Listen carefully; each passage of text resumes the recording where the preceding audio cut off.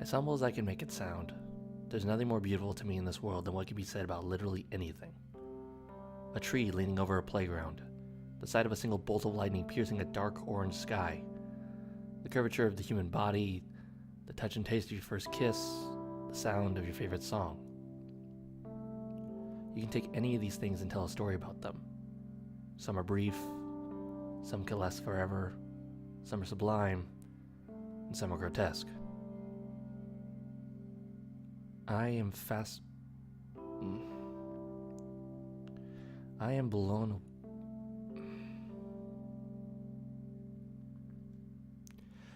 I love that we can tell stories about anything, because of anything.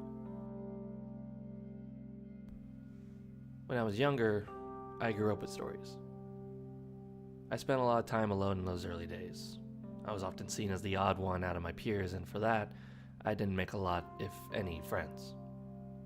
I didn't understand why I was seen this way, and thus I often got sad and intentionally isolated myself from interacting with them during things like recess or group activities.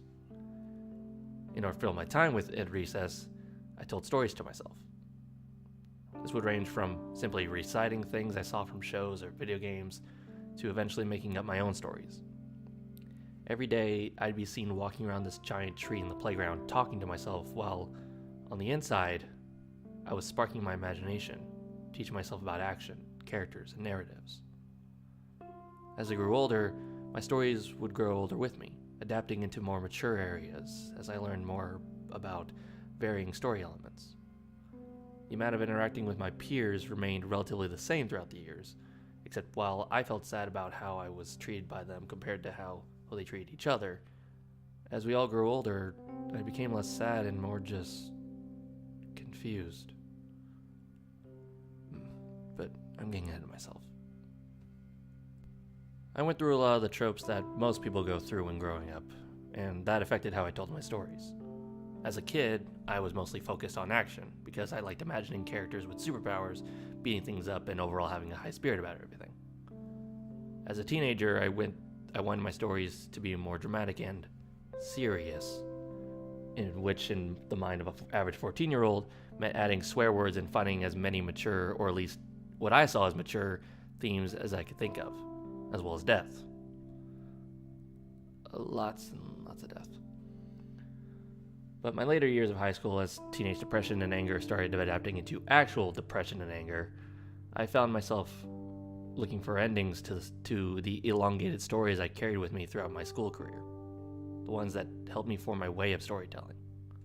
I knew I couldn't strap myself to my pre-existing stories forever, especially when I had nothing but my memories to show they even happened, and thus I left them in earnest. I still look back at times from what I can remember.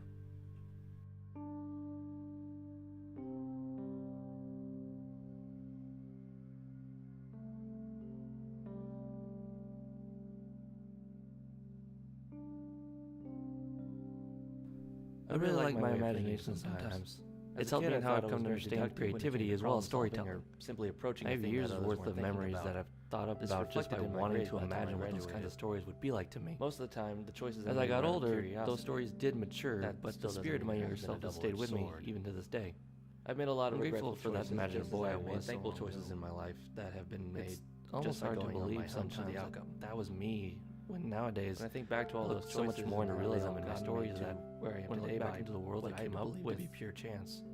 It's kind of daunting to think about.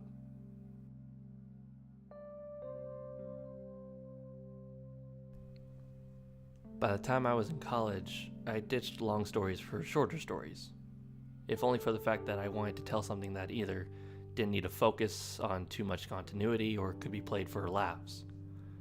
My interests were sketch comedy, often dark humor, and subtle morals. Even at this time, storytelling was still a coping mechanism, but even then, I wanted something more, and I didn't know what it was.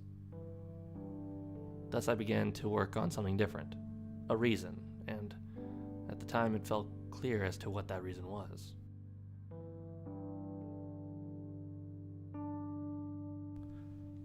I like to think that for most people, it starts the same way. You first present yourself with an idea that you want to see come to life. You don't need to focus too harshly as to why you've decided to pursue it.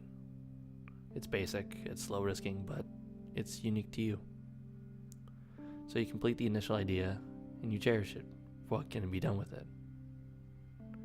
Afterwards, you want to expand upon what the potential of it is. You express more details, give it a purpose, until you manage to form a nigh complete creation. In your eyes, it's perfect, and you want to show it to the world, but not just yet. You feel like it's missing something.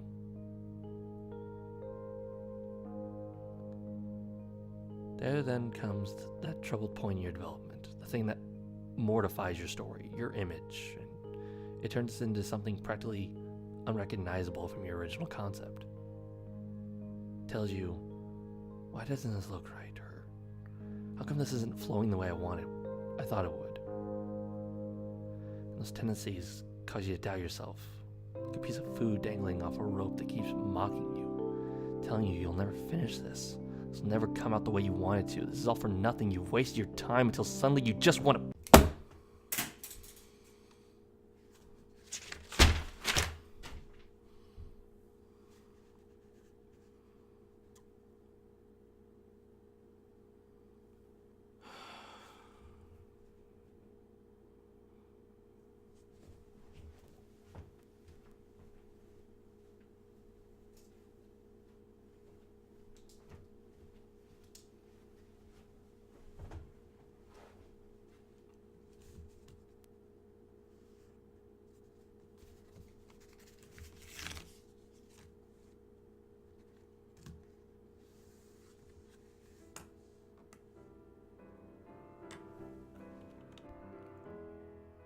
Then you remember the reason you started this in the first place.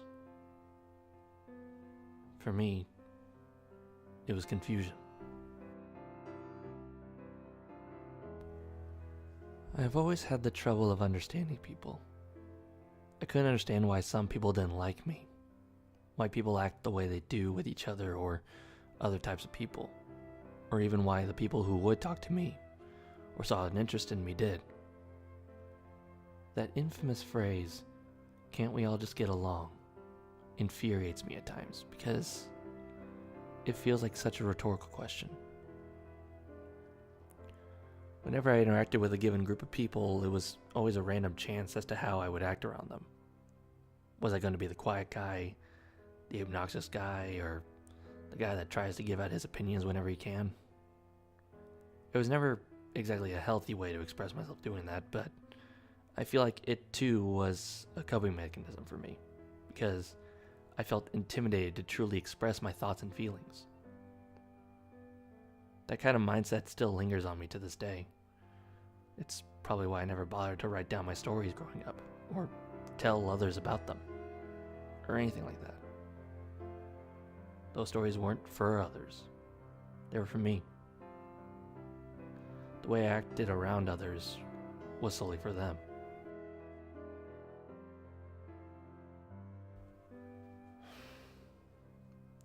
And now that I'm at this point in my life, I am tired of feeling like that. I spent too much of my life being confused and angry at other people, and I don't want to feel like that. I want to believe that people are better than I've perceived them. So, I decided to cope again. I told myself a story, only this time, I wrote it.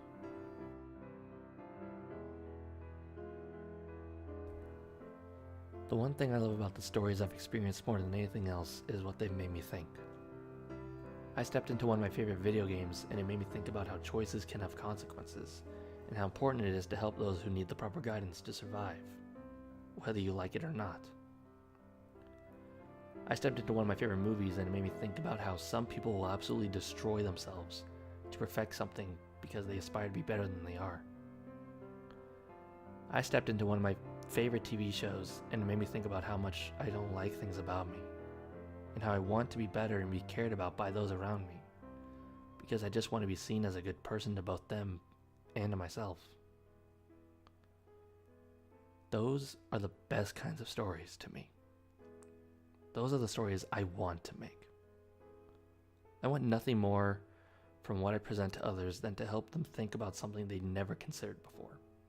If not to better themselves, then to give them a better understanding about what the people around them may be thinking or feeling, and possess the want to do right by them through respect. That's all I ever wanted from people. That's what I hope can be done with my stories. With this story. The Extractor was written as a self-reflection of my own thoughts and feelings at the time. And it still is. However, it also stands to me as a call to action. To look through the eyes of a person who has always wanted to do good by others by helping them in the best way he thought possible, despite the known hell it brought him. To look through the eyes of someone who sees a broken man crumbling in real time and wants to help him however he can so that he can have a chance at living a life again.